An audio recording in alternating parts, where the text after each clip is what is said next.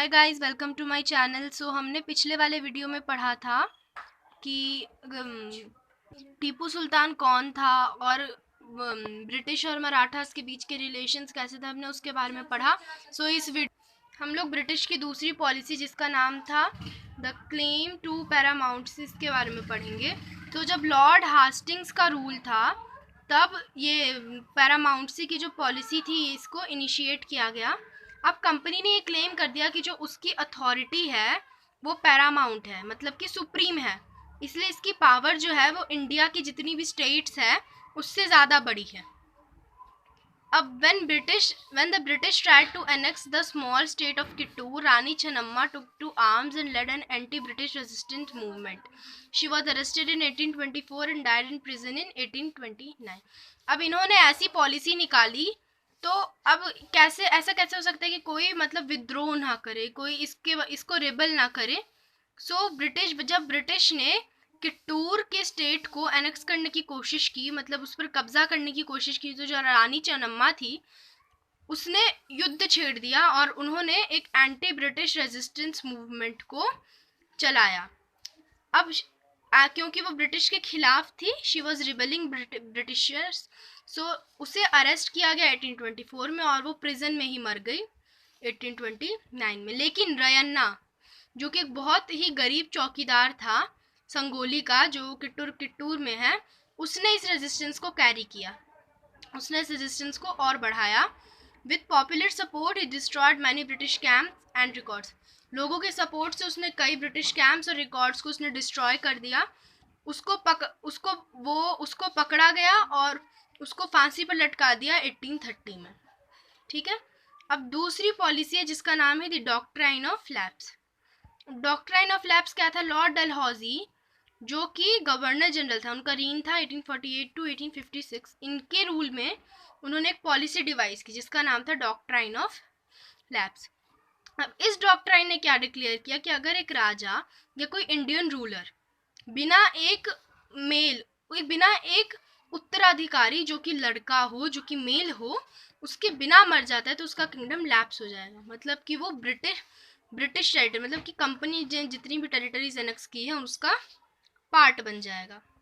इस डॉक्ट्राइन के सहारे कई किंगडम्स बहुत आसानी से एनेक्स हो गए, जैसे कि सतारा 1848 में, संबलपुर 1850 में, उदयपुर 1852 में, नागपुर 1853 में और झांसी 1854 में। और 1856 में कंपनी ने अवध को भी एनेक्स कर लिया और ब्रिटिश ने एक आर्ग्यूमेंट भी ऐड कर दिया। उन्होंने कहा कि वो ड्यूटी से ऑब्लाइज थे, उनको अवध को लोगों को अवध का जो नवाब था उसकी मिस गवर्नमेंट से लोगों को आज़ाद कराना था, इसीलिए उन्हें अवध को लेना पड़ा। अब इस ह्यूमिलेटिंग तरीके से, बहुत ही गंदे तरीके से उन्होंने नवाब को डिपोज किया था, इसीलिए अवध के लोगों ने 1857 के फेमस रिबेलियन में पार्ट लिया। ओके। अब क्योंकि ब्रिटिश टेरिटरीज जो थी, ब्रिटिश का जो एम्पायर था, जो कंपनी का एम्पायर था, वो बहुत बढ़ गया था, इसलिए उन्होंने क्या किया, जो ब्रिटिश टेरिटरीज थी उनको एडमिनिस्ट्रेटिव यूनिट्स में डिवाइड कर दिया और इन एडमिनिस्ट्रेटिव यूनिट्स को हम कहते हैं प्रेसिडेंसीज। हर प्रेसिडेंसी जो थी वो एक गवर्नर की मदद से रूल की जाती थी और जो सभी एडमिनिस्ट्रेशन का जो मेन हेड था उसका नाम वो होता था गवर्नर जनरल। ठीक है। वॉरेन हास्टिंग्स ने ये सब इंट्रोड्यूस कराया था। अब 1772 से एक जस्टिस का भी नया सिस्टम इस्टेब्लिश हुआ। हर डिस्ट्रिक्ट में 2 कोर्ट्स होने चाहिए थे। एक था क्रिमिनल कोर्ट जिसको हम कहते हैं फौजदारी अदालत, और एक था सिविल कोर्ट जिसको कहते हैं दीवानी अदालत।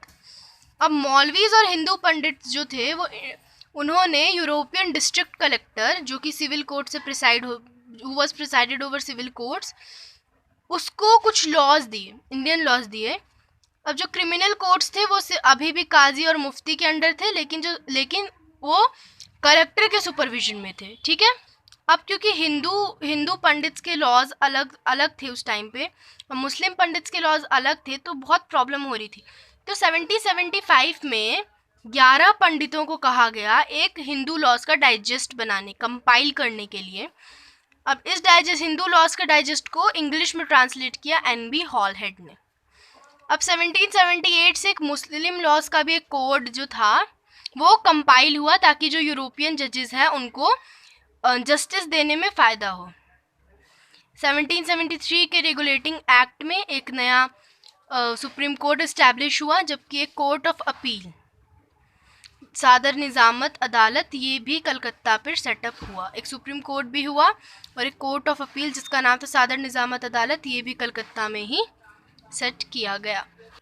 Thank you. अगर आपको मेरी वीडियोस पसंद आती है तो please like share and subscribe. Thanks for watching.